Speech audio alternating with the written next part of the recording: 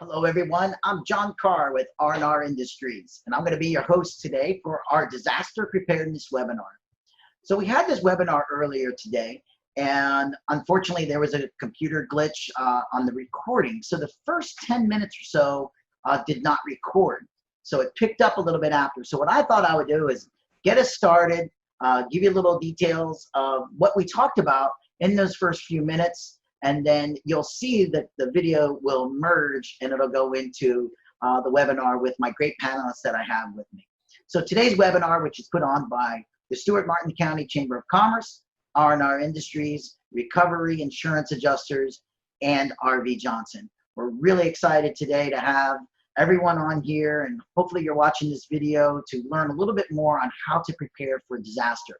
So the first thing I'm going to do is I'm going to go over who our panelists are. And let you know that where they come from and why are they important to be here. So here's a little bit about myself. I'm not going to go into it, but I'm a storm restoration expert, and basically what I do is I help you rebuild your buildings after a disaster strikes.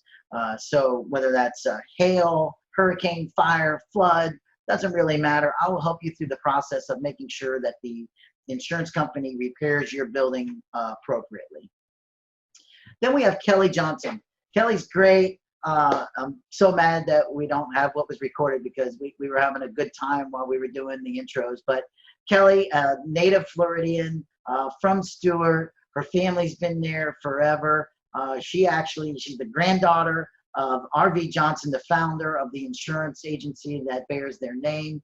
She also serves on the board of the Stewart Martin County Chamber of Commerce and is class 19 for Leadership Martin County. So very excited to have Kelly here, one of the best in the industry. So I'm so happy that Kelly was able to participate today, and it was a great honor to have her here. Then we have Joe Colley. Joe, I'm sure many of you know as well, serves on many boards in Martin County. He's associated with the National Association of Public Adjusters, very active in advocacy for the insured throughout the state and the country.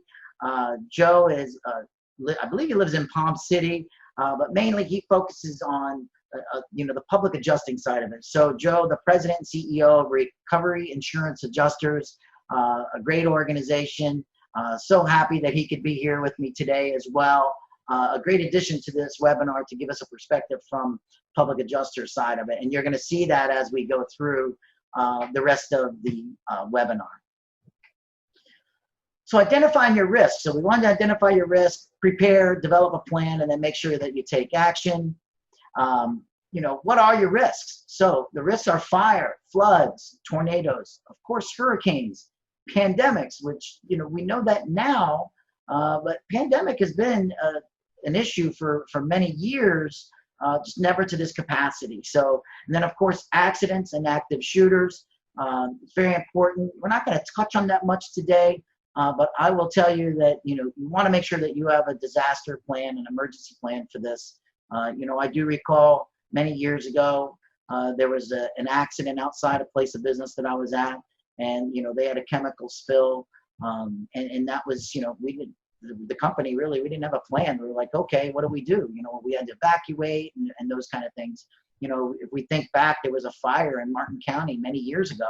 We had to evacuate a big area there because of a chemical fire right off Federal Highway there. So keep that in mind, accidents and active shooters. All right, so you want to prepare. So the first thing you need want to do is develop a workplace emergency plan. Be sure that your employees know it. This is vital. You want to make sure that everybody knows what the plan is. If there's an emergency, create a crisis communications plan to keep in contact with your customers, suppliers, employees during and after a disaster. So make sure you put a plan together that, how do you identify, how do you communicate with your customers, let your suppliers know what you're going to need. When I was in the gas station business, we made sure that we always had fuel in the ground. We had to make sure of those different things. Make sure you have a good plan for during and after a disaster as well. Test and practice your preparedness plans. Make sure that your team of people are aware of what their role is during a disaster and when something happens, and make sure that they're ready for that. Have emergency supplies available at the workplace. You know, this is very important. Have all the emergency supplies you think you need. There's a website called ready.gov. It's a great website. It gives you all kinds of great information on what type of things you should need for preparedness and a disaster supply kit. So that's going to be great. We'll send that out in an email as well. And at the end, if you want that information, you can always email me directly. I'll be more than happy to send it to you. But ready.gov is a great resource for you. And, you know, some of the things that you want to make sure that you add is make sure that you have masks now. Make sure that you have hand sanitizer. You know, for me, I've always had that in my disaster emergency kit. And mainly it was because of working in the restoration industry. You know, we would go to an area and we would go into buildings, and there's an odor that is not good right after a hurricane or a natural disaster where it comes through and wipes things out. So we like to have a mask on. But most people didn't have that. So make sure you think about that. Check your insurance policies to ensure you have enough coverage. We're going to go into a lot of detail about that later. Listen to your local officials. If there's one thing I can tell you is that a lot of people don't listen to the local officials. Do what they tell you to do during a disaster. You know, even if you don't think it's the right thing. I mean, make sure that, you know, they do have your best interests. So make sure that you listen to them and follow their orders and do that. I see it so many times where, you know, even people won't evacuate. Well, if you're in an evacuation zone, you know, think about those people that were in Mexico Beach that didn't evacuate. Not good. You want to make sure that if you're in an evacuation zone, you evacuate, but more importantly, listen to your local officials. And then make sure you properly document your property before and after a disaster. And we're going to talk about that a little bit later as well. All right, so insurance coverage. What's the most important coverage? Why? Wind, hail, flood, coverage enhancements. So this is where the video should be tying into where Kelly had taken over. So what I'm going to do is I'm going to go ahead and turn this over to Kelly now and turn it over to the other video. So hopefully it merges pretty well. Thank you so much and have a great day and enjoy the rest of the video.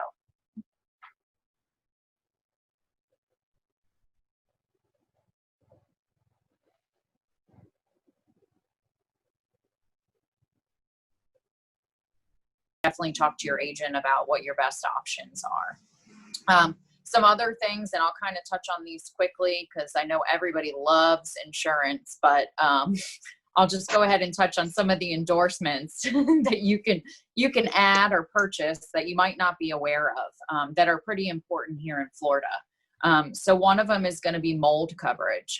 We, in our office, we always try and maximize the mold coverage on a homeowner's policy. So I would get with your agent, make sure that you're taking advantage of that for, you know, roughly $100 a year. You know, you can bump your mold coverage up. So that's something. On the commercial side, it's a little bit harder to purchase mold coverage, but talk to your agent. Some insurance companies are extending a limited amount of mold coverage. Another big one is ordinance or law coverage. Which this on the homeowner side generally is given to you in the form of a percentage, which would be 10%. And what that is increased cost of construction, usually due to building codes. It also covers debris removal, you know, and some other items in their demolition. But that's a pretty important, you know, especially if your home or your building is older, you know, to bring your building up to the new code. Say it was built in 1984. And more than 25% of your home's damaged, you're going to have to bring up the rest of that home to have impact windows, new electrical, you know, new roof, things like that. So that's a really important coverage. And then just a few more little coverages here. One would be loss of use coverage. So if for some reason you are taken out of your home or your commercial building, either loss of income or loss of use coverage is important. So that gives you some additional coverage, one, to either move out of the space, move into a new space, you know, hire a moving company, a storage unit.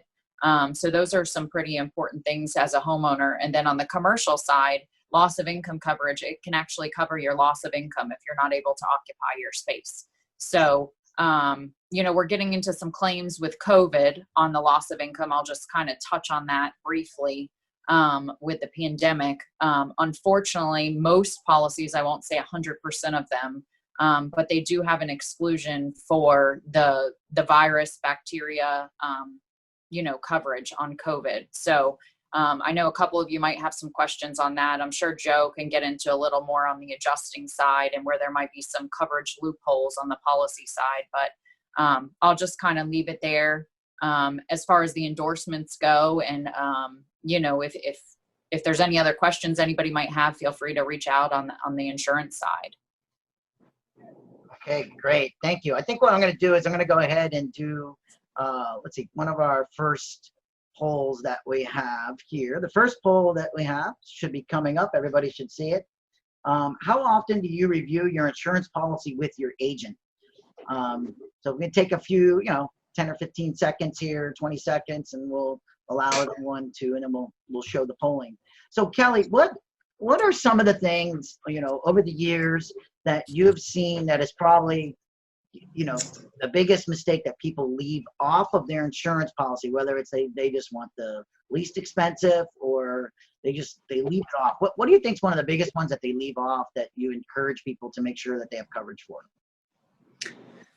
I would say, the majority of our claims are going to be either hurricane, flood, or fire. Generally from an insurance standpoint. So due to those perils, rather, I'm sorry. So, as it ties into the coverage, most of our buildings here in Martin County, and I'm just speaking Martin County, are older. So probably ordinance or law coverage, only because in Martin County, only 25% of the building has to be damaged in order for you to have to bring it up to code.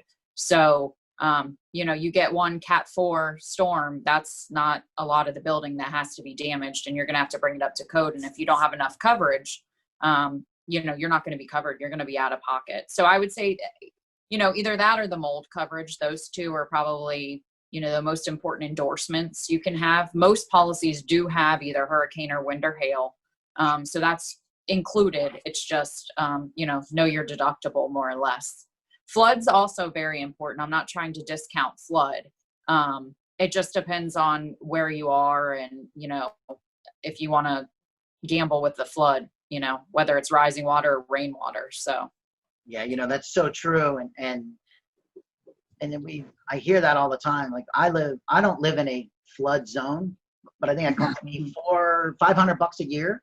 I think it is now. When I first started paying, it was like 348, I think it was when I first bought my house. And but I do know that in 1995, where I live, it was flooded. They didn't open up the gates for whatever reason, and the whole area was flooded here. So I remember that, and I said, nope, got to get flood insurance. So it's not that expensive either. To $500 a year, if you have a flood, it could cover thousands and thousands of dollars, right, worth of coverage. Yeah. And the nice part about private flood now too is, before it was just, you had FEMA or National Flood Insurance Program, but what a lot of people don't know is that the private flood on the commercial side can cover loss of income coverage. It can give you coverage for, trees, shrubs, a lot of things that the National Flood Insurance Program cannot give you. Also, it gives you replacement costs versus actual cash value.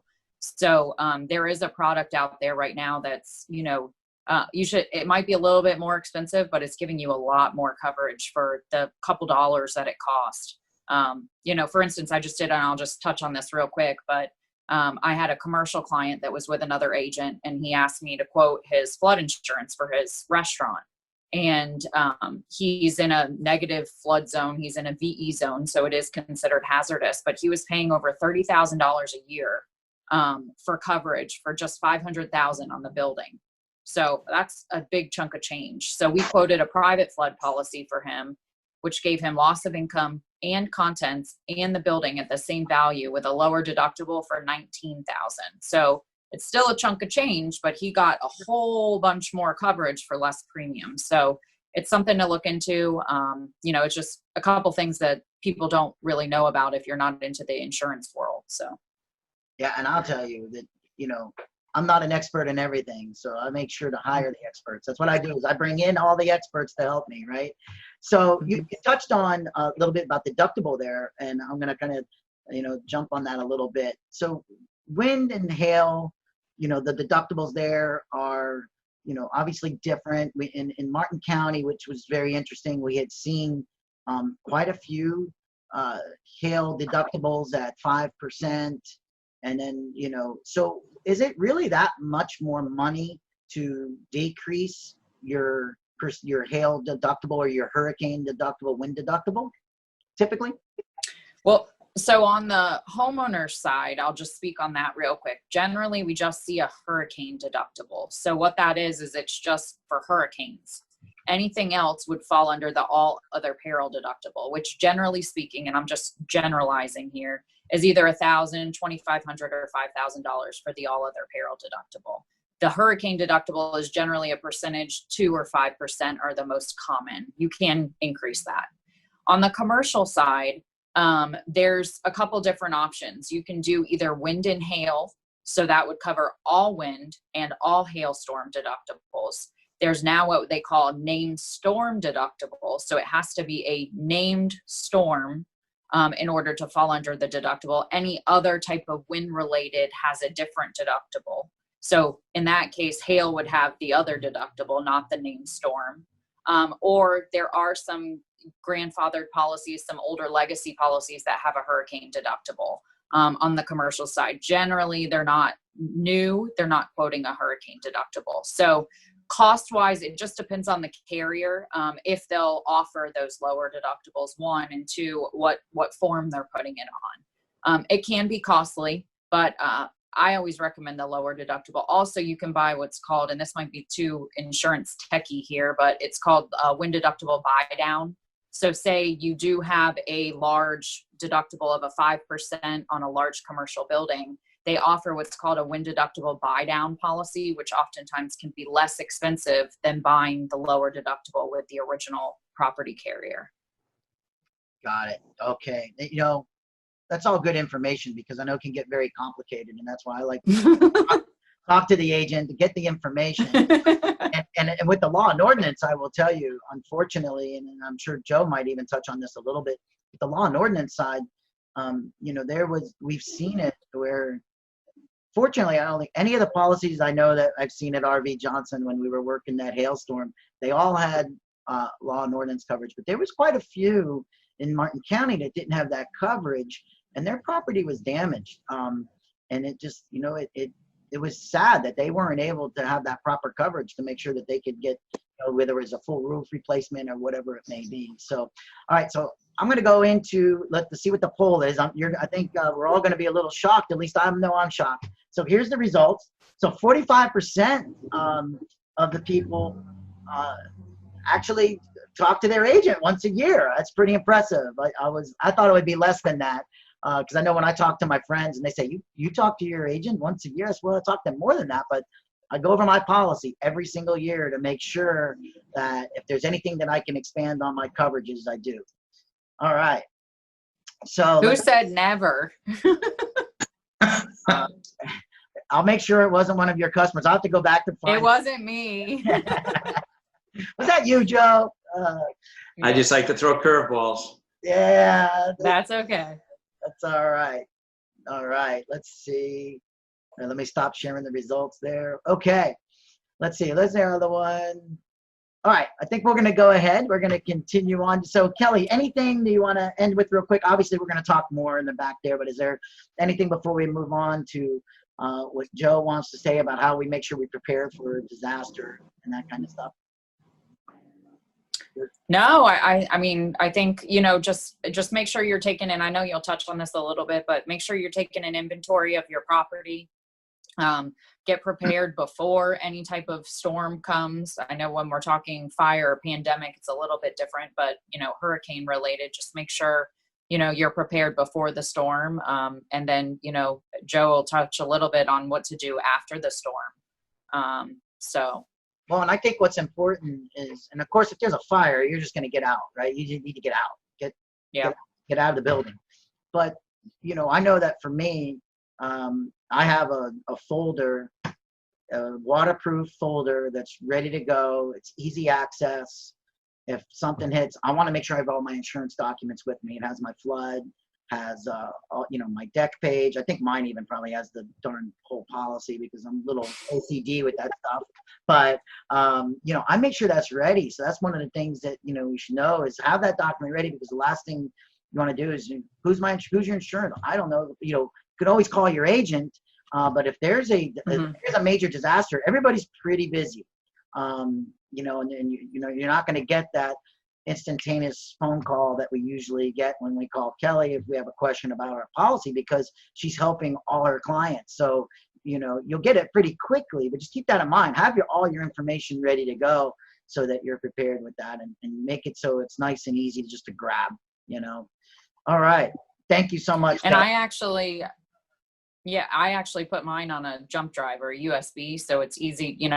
I scanned it all in ahead of time, so I just bring that with me in my computer, and if it gets waterlogged, I can almost plug it in any computer. So, as much as I love technology, I'm surprised I don't have that. I use Dropbox for everything, right? I have Dropbox, I have OneDrive, I have Google Drive, I have every drive that there is, because sometimes we have clients that will ask, they don't have whatever it is. So I make sure that I have kind of all the platforms that I can send.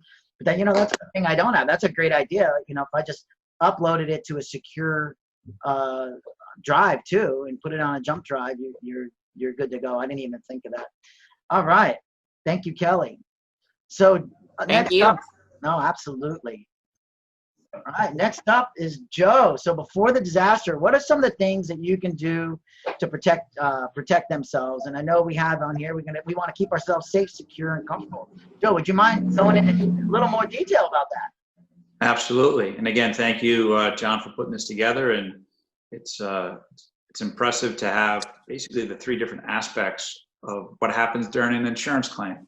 You need to have the right coverage. You need to have somebody as a resource to go out and secure a building up like John, and then you need somebody to possibly speak to an insurance carrier.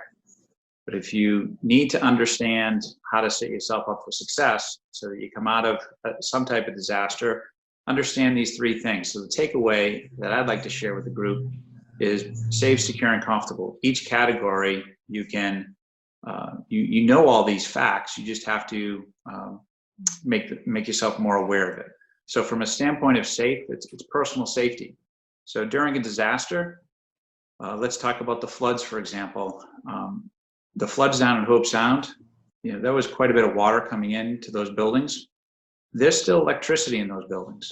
And a lot of people were going into those buildings and doing some things that they probably shouldn't have. You want to go in there and you want to try to save your furniture. A lot of people might not have had insurance, and it was overwhelming. And so when you get overwhelmed like that, you sometimes sacrifice your personal safety. So whether it's a flood like that, because those waters with that part of the county, a lot of those houses down there are on septic, and a lot of that water now is what they call gray water. And unless you have the right equipment, rubber boots, and it's more than just rubber boots, because I know several people that were down there and they were using rubber boots, but the rubber boots were taking on water, if you will. They weren't wearing the Farmer John rubber suits that were going to protect them. You don't want to get hurt. What we're talking about here is objects that we can figure out how to get people to where they need to be. We don't want to see anybody get hurt. John mentioned earlier, as I was listening to Kelly and John, taking different notes, and just to expand upon some of these points, if you can go out, if there's a disaster, say a hurricane, the eye comes over the house, everybody likes to go outside, feel free to take some pictures, but don't go out in that middle of the hurricane, because the debris field that's flying around is tremendous. And, just to get a shot of something during a natural disaster is not a great idea. Personal safety is number one. Secure different things. I think the biggest thing I can share with people as an adjuster, because I get to see things on the other side, I see that the mistakes that unfortunately made. To secure the right coverage to your, whether it's your home or your business, is very critical. And a lot of times what we do is we buy on price point when we buy insurance instead of buying on the language. So to have a professional like Kelly, or the chamber is a great resource of other professionals in the area, you do yourself a disservice when you try to start shaving off your price point for the sacrifice of language. Because if you're buying insurance online, I'm the guy that comes in there and tells that person that after a disaster of some sort that they don't have coverage or they don't have the right coverage. And that $100 or $200 or $300 that you're trying to save really is that peace of mind that you want, that you just don't understand that you're not getting unless you talk to a professional. So securing the right coverage is huge. One big thing that I want to talk about really comes down to some of the things that John talked about is the law and ordinance. Kelly talked about it. John talked about the fire. And so there was a fire in this area of a large building, and it was complicated because you have a policy for your association, and that's what you'd consider like a master policy that covers the envelope of the building for the most part. And then you have an individual policy if you're a condominium owner in that. And so you need to be active on your association to see what it is your association is doing. Are they buying the right insurance, securing the right coverage? And then are you securing the right coverage for your individual unit? Unfortunately, there was a retired single woman that did not have the right coverage, and she lost everything in a fire. She had no control over that fire. Generally, you don't, but it wasn't even started in her unit. And another unit is where the fire started. And unfortunately, she had to leave the area and actually move in with family up north again.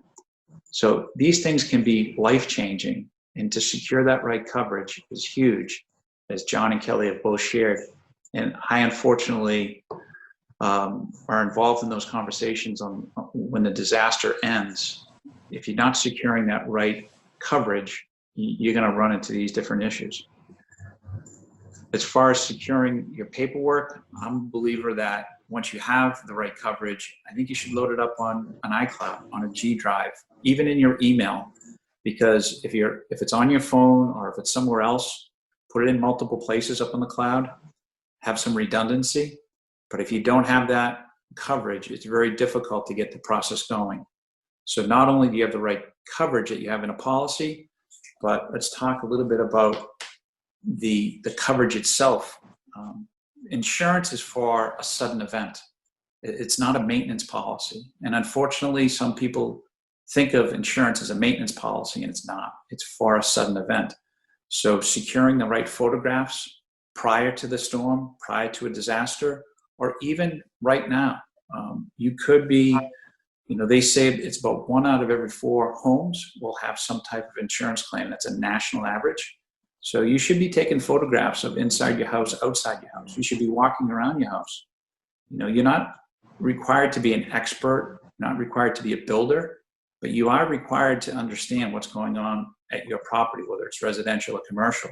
You should be on the lookout. I know we're all busy with our lives, but you should be taking pictures on a regular basis to document what's going on out there.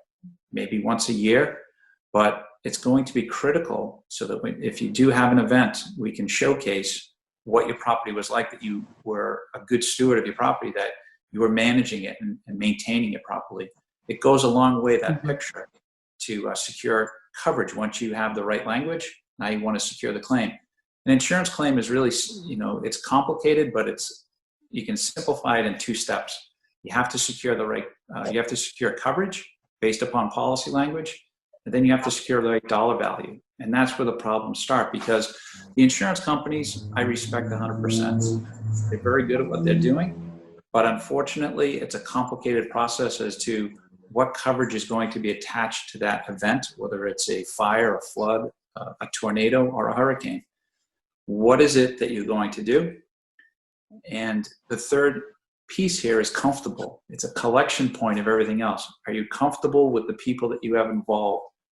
And if you're not comfortable handling an insurance claim, reach out and ask for help. Ask for help from your agent, ask for help from a contractor. But I'd be very careful about who you're engaging with, because during these different disasters, we do have people come from out of the area. And if the people are coming from out of the area and they don't have a good, strong reputation, that can also be problematic as well. The last key point is before you sign anything, are you comfortable signing something if you do have a disaster? Take pictures afterwards. I'm dealing with a hurricane claim down in Hope Sound. These folks didn't file a claim right away. They felt as though they had very minimal damage. They spent about $2,000 on a roof repair, and they did that right away. That's a responsibility you have as a policyholder. And what you need to do is stop further damage from happening. By doing that, they thought they were good. But with all the rain, particularly down in Hope Sound that we received lately, to 20 inches in those couple days, that period of time, those folks started having more water stains on their ceiling. Their roof is failing. Sometimes it takes a year or two for these buildings to start showing themselves. Everybody looks at the dramatic on the news media that, roofs are completely blown off, the house has disappeared, but roofs tend to flex during these high wind events. So they actually just recently filed a claim. They're within their right to do so. They're in a 3-year period according to state statute, but the policy language says you're to report in a timely manner. So there's going to be a disagreement because a policy is a fancy name for a contract. So there's going to be at times a contractual dispute. It's not at all with the agent. It's between policyholder at that point and the carrier. The carrier is the one that writes those policy, the languages. It's the agent that makes sure that you have the right coverages. So to have somebody local that's going to give you the right coverages, securing that right thing allows the comfort level that you can, these folks are now filed a claim. But what was great about it is that they took pictures right after the event. When they came back to the area, there was roof tile in their yard that they took pictures of. They secured somebody to do repairs right away, and they paid by check, not by cash, so that there's a record of these things, so that now it allows them to go back, file a claim. And we're not there yet, but we'll be successful, is my feeling on it, because it's there based upon all the steps that the policyholder did in order to secure that right coverage. So to summarize, be safe. Personal safety is the most important. Secure the right experts, the right coverages, all these different pieces. You have to secure that. That's your responsibility. Right. Walk around your building, take pictures before and after, and then to be comfortable, make sure you're doing all the things the right way.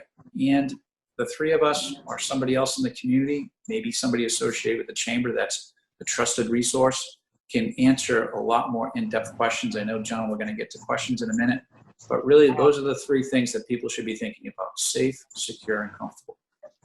Thank you so much, Joe. And so true. And we do have actually a few questions that have come in, some online.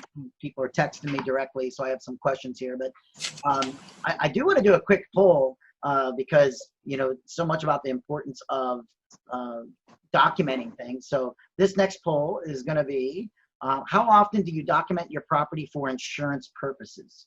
Now, I've left on there for insurance purposes, but taking photos on a regular basis of your property, like Joe was saying, is so important. So I just did some work as recently as yesterday, to the side of my house. Well, I was out there taking pictures of it because now I know this is when, I did this particular work on the house. And if something happens to it after that, it shows that any damage to that area, this piece of it was repaired. I had a little stucco repair that I did. We're going to leave this up for a few moments. It looks like quite a few people do it once a year, so that's good. But we're going to leave that up for another couple minutes. Now, so Joe, what is, being out there and being a public adjuster, seeing things out there, what's one of the things, similar question to Kelly, what's one of the things that you see out there that people have a tendency to not do to help themselves? Like, what's the biggest mistake, or the most common mistake, more importantly, that you see building owners and even homeowners do when a disaster strikes? Well, it's not so much when the disaster strikes, John. It's actually being prepared for disaster. Preparation, as they say, right, is always the most important aspect of it. And Kelly's touched upon it. I touched upon it.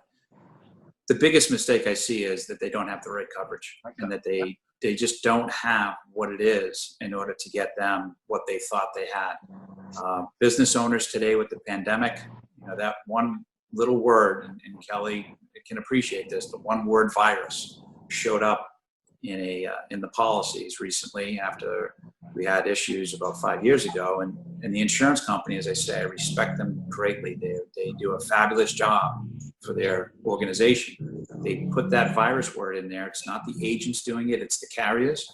And that one word basically took out the majority of loss of income for these businesses that are struggling in our communities and across the state, across the country. Yeah. So it's having the right. We go right back to it, right? Preparing and having proper coverage. You can be protected, everybody. You just have to make the right coverage. And then not having pictures. Pictures are 1,000 words. That's an old adage that is definitely lends itself to claims adjusting. Having a picture to showcase that this is what I had before. I was maintaining my structure. I was maintaining my commercial space. I was maintaining my home. I have the photographs, and look at what happened. By having that, it goes a long way. Preparation is key. So true, so true. And so as you can see, our results came up. So 56% of you do once a year. So, that's pretty good. That's not bad.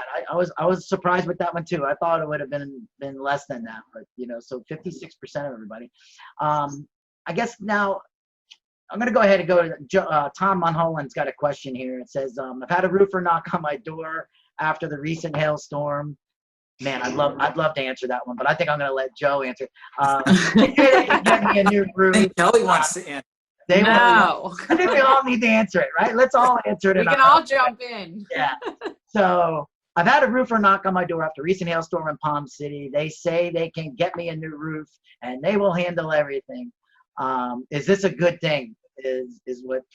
So I'm going to leave it to Joe first, because it says for Joe, but I really want us all to kind of chime in on this. For me, being a contractor that is in the industry, and then Kelley as an agent. So Joe, chime in, please. Sure. So if you have lived in Martin County since 2015, then you have a pretty good chance that somebody's knocked on your door explaining that they can get your roof. Is this a good thing? No, it's not. In my view, my personal view is what this is. And so there are some good people that want to do good things out there. We're all part of a chamber. We're all part of resources that are full of professionals. I would prefer people reach out to chamber members versus some of these other folks. These other folks are generally people, they're considered storm chasers. Perfect words. They are people that want to just sign you up. Now, again, these are my personal views. I do think there's some good folks out there, but if they're good, they should be directed to be part of the chamber. And you want to do business with people that you know and trust, because what happens is they get into this paperwork. I've actually been called out to Orchid. There is a lot of houses out there that experienced hurricane damage. We don't have the old traditional form of assignment of benefit that is totally misunderstood.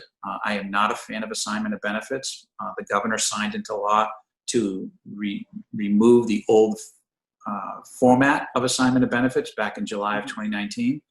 But there was a gentleman over there that is still struggling with a leaky roof. He had signed up an assignment of benefit before July of 2019, and he hasn't heard from his roofer. It's into litigation. Those assignment of benefit, I'm not an attorney. I can't give you legal advice. And talking with the attorneys, the way they express it to me was it's a form of power of attorney. Now there's a different format out there with these door knockers, and they're using a different format, direction to pay. They basically, you're locked in with them at that point. So if you do have a not pleasant experience during the process, you're still locked in, and you're dealing with somebody that is handling that claim for you. So Tom, is it a good thing? For me, it wouldn't be. Everybody has to make up their own decision. I would, again, lean on the community as a whole. I think the chamber is a great resource for people to get to know people and to trust the services that they can provide.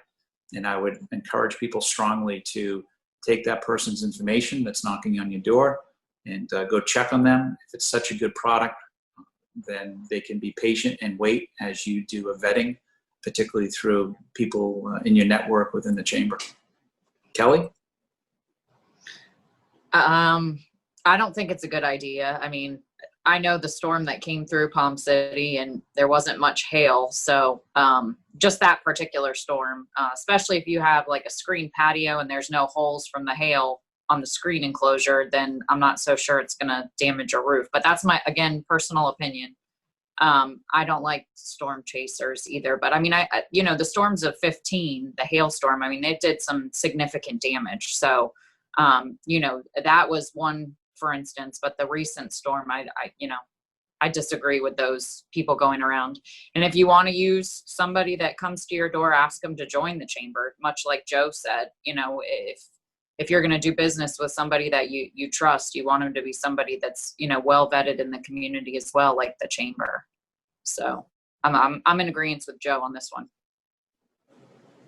Yeah, and hey, as a contractor, that R&R Industries is not a storm chasing company, and to be very clear with that, R&R is, you know, a regular commercial retail roofing company that brought me in to help develop an insurance division to work the claims, right? So with our experts. Now, I will tell you that I agree with Joe and Kelly on this, that storm that came through in Palm City, fortunately, you know, it didn't do that much damage. I had some hail here at my house, and I got up on my roof and I looked and see, and you know, I had some damage to my screen that could be from hail, but I know I have an old screen. I know my roof is old, and I know what the insurance companies look for. And that hail was not, you know, I was saying the hail, unfortunately, was not damaging, right? For my business part of it, because that's what I do for a living.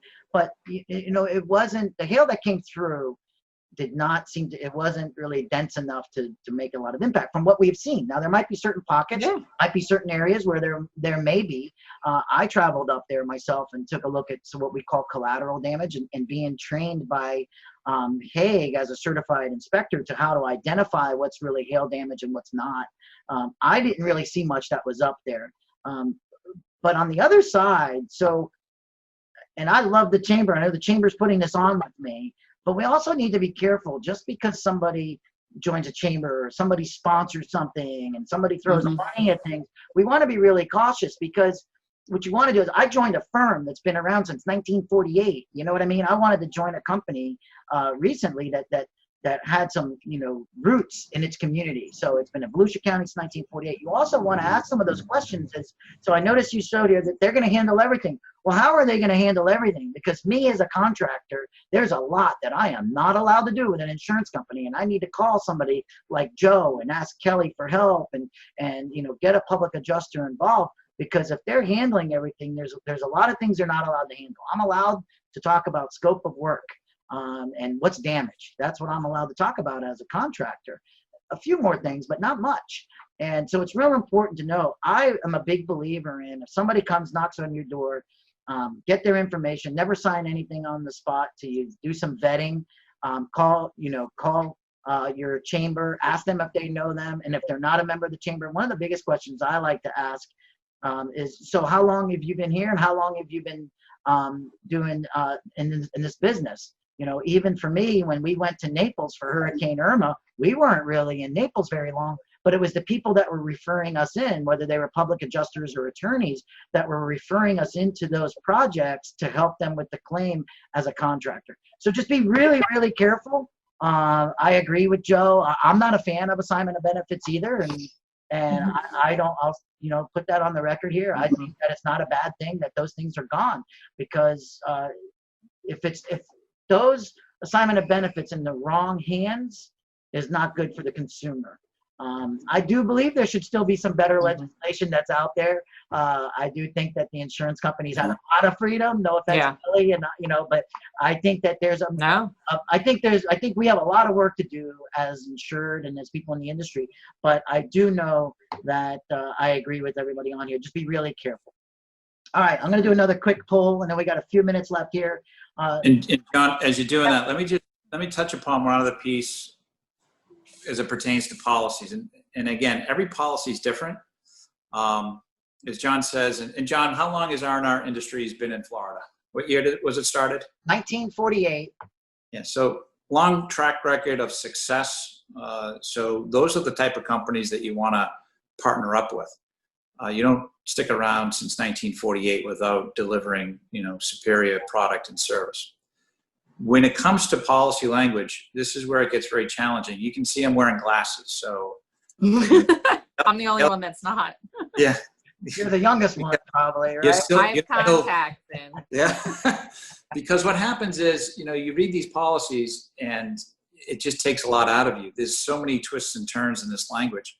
The one biggest point that you also want to be aware of, if you do have something happen at your property, whether it's your residential, primarily residential, there is language in some of these policies now that say there's a hard cap on emergency services. Yeah. So if you go to dinner one night and you come home and there's water in your house and it's a good inch or even less or more, whatever it might be, and it's a Friday night, some of these policies state that you've got 48 hours to engage the insurance company, the carrier specifically, to confirm that you can exceed that hard number. It depends upon each policy is written differently. And Kelly, if you can jump in here about, what is it these policies are saying? It's basically a $3,000 cap, or even sometimes less, because if it's 10% of your dwelling coverage, it becomes very challenging to know what to do. The biggest thing to do is either call your agent so that they can interpret that, because unfortunately, again, I get to be involved in the back end of a lot of these things. That's why I say secure the right coverage, or at least understand what your coverages are, because unfortunately there was a couple here in Palm City that reached out to us 6 months after the fact because they weren't getting any payment. They had already given a check for well over $30,000 to the dryout company, and it was an outrageous invoice.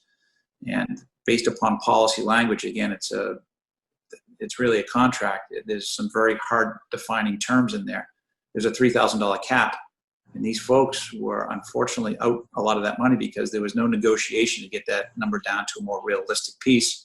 The insurance company wasn't about to extend coverage to that. They held hard on that $3,000 cap. And so those folks, the policyholder, was really taken advantage of by that dryout company for different areas. But Kelly, if you can just talk about that $3,000 cap, which is actually, in my view, a throw from the assignment of benefit. That's what really changed a lot of the language in these policies over the past 10 years. Assignment of benefit, I first saw a presentation by an attorney in this area back about 14, 15 years ago now. That's when it all started coming, and it came to a head in 2019 when Tallahassee finally put something in place to give protection to consumers. Yeah. Kelly? I mean, I'll just jump in quick because I know John's got some more slides to get to, but that cap, I'm on your side where I feel like it came down from the assignment of benefits and trying to, minimize what the insurance companies were paying for that cost. Right. I mean, what we recommend to our clients, and most of mine have my cell phone number, so I work, all the time. It's not just 9 to 5. We're not a, 9 to 5 in and out type agency, but basically we just want you to protect your property so not more damage occurs is our feeling. So whatever you need to do to get that protection, and then we'll worry about it on the backside. I think the insurance companies are more in your favor if you're protecting your property versus just letting more water accrue or whatever it might be. Of course you don't want these large exponential charges, but that's what our recommendation always is to get it either boarded up if it's a hurricane, or if it's a water damage, turn off the water, try and stop what you can, put some fans for mold, things like that. So it just depends on the claim. But as far as the cap is concerned, we're seeing that across the policies. Each policy is a little bit different. So it depends on who your insurance company is. So just be careful about signing documents with different people doing emergency services and get some advice. Exactly. Reach out to everybody. My cell phone is out there. John, we're all out here to help. Talk to an advisor. Absolutely. Before you start ringing up a huge invoice, because it's very difficult to negotiate that on an insurance claim. especially if the policy has some pretty hard language about, informing them within a certain time frame if you're going to exceed that dollar value. And that dollar value generally is $3,000. Right. And I will tell you, even before that, we experienced it when we were in the Keys. We went to this very large building. It was destroyed by Hurricane Earl. I mean, the building was twisted, and I was very uncomfortable even being in the building. And I remember every floor we were on, we saw, these dryers and these fans. And so I was there, the public adjuster that I was with that, brought me there to help him write the scope of work. And I said to him, hey, I'm looking at probably $1 million worth of dry out equipment here. What's going on? Where's your coverages at? Because there's going to, what's the policy look like? And he said, hey, there's limited coverage. I'm not going to go into all the details of the numbers here, but it was very limited. And they were going to use up more than 25% of the coverage just on drying out on a building that was literally destroyed. You needed to gut it. You needed to just gut the darn thing and not spend money on all this equipment that they were charging. So and sure enough, of course, they got the invoice, and guess what it was? It was well over $1 million. I'll just put it to you that way for dry out. And that didn't even start. So now we knew there was not enough money. By the way, in the end, there was not enough money to rebuild that building. If that dry out wasn't so much, it would have been a little better, but they still didn't have the proper coverage, but that just made it worse. So it was like a double whammy for them. All right. So I know that we're right at 12:30, and I always like to make sure that we end on time. So I'm going to go through some of these slides real quick here. And then we do have a couple questions. Just make sure that after a disaster, you protect yourself, protect your property, contact the professionals, reach out to us. There's a lot of people out there that can help you. Storm damage, what does it look like? Make sure you have a property assessment. I'm not going to go into all this. If you're on any of my other webinars, you've seen this.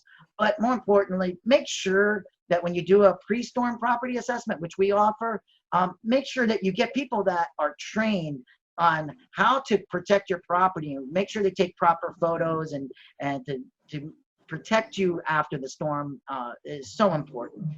Here's our contact info. I'm going to email this out to everybody as well. But I do have a couple real quick questions.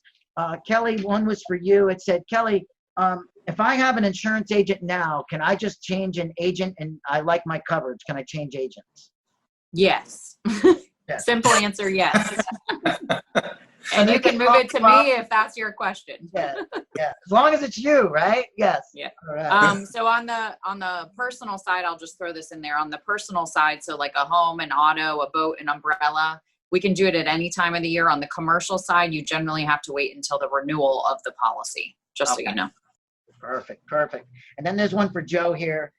Joe, when should I hire a public adjuster and why? So two questions there. Boy, hire me right away. No, I'm kidding. It's really up to the individual. The best thing I can offer is public adjusters will give you a complimentary evaluation. So you can have us come out, whether it's myself or somebody else in the industry, have us come out and take a look and have a conversation. And so there's no obligation, and it's always best to have those conversations because we generally see things on a daily basis, and we can point out things that maybe you're not seeing. So that's the answer for the first question. Why? I will share with you more times than not, because we do things on a regular daily basis, we're seeing things in a more compartmentalized fashion. I call it, different pebbles or line items. We see things in line items. We don't see things in dollar values. We take those line items as to what we see, match it up with the coverages that are in a policy so that we can present the best documentation to an insurance company to maximize what the proper value of the loss is. Nothing more, but nothing less. That way there it allows you. So when you have things like the example that John just provided about this $1 million dry out, that's something we see on a regular basis. If you don't know how to compartmentalize things and put things in the right buckets of coverage, you're doing yourself a disservice, because if you've secured the right coverage, you should be able to maximize that coverage based upon the sudden event and doing it in a fashion that we're capable of, because we do it on a day-to-day basis. Most people have never experienced an insurance claim. gets a little bit overwhelming, particularly if you're trying to do things fast. And when you do things fast, they generally don't have the best result. So true, so true. Well, on that last poll, do you have an emergency plan for the property? It was a 50-50. So 50% of the people here do. So that's great news. Joe, Kelly, thank you. We're going to send out an email. We'll have everybody's contact information there. Amy, thank you so much for having the chamber, be part of this. We really appreciate it. And also, keep in mind, here are 3 experts that can help you right here that are in your community, that care about your community and care about you. So if anything happens, please feel free to call us. It doesn't cost you anything to call us and ask us a question or two. If I can't answer it, I might defer it to Joe or Kelly. If Kelly can't answer it, she might call me or Joe, and same with Joe. So we're literally, there's a team of us that are here to protect our community. And we're all local and here and ready to help when needed. So thank you everyone for attending. Thank you, Joe and Kelly. Thank you. Thank you. Soon. Thank you. Thank you. Thank you.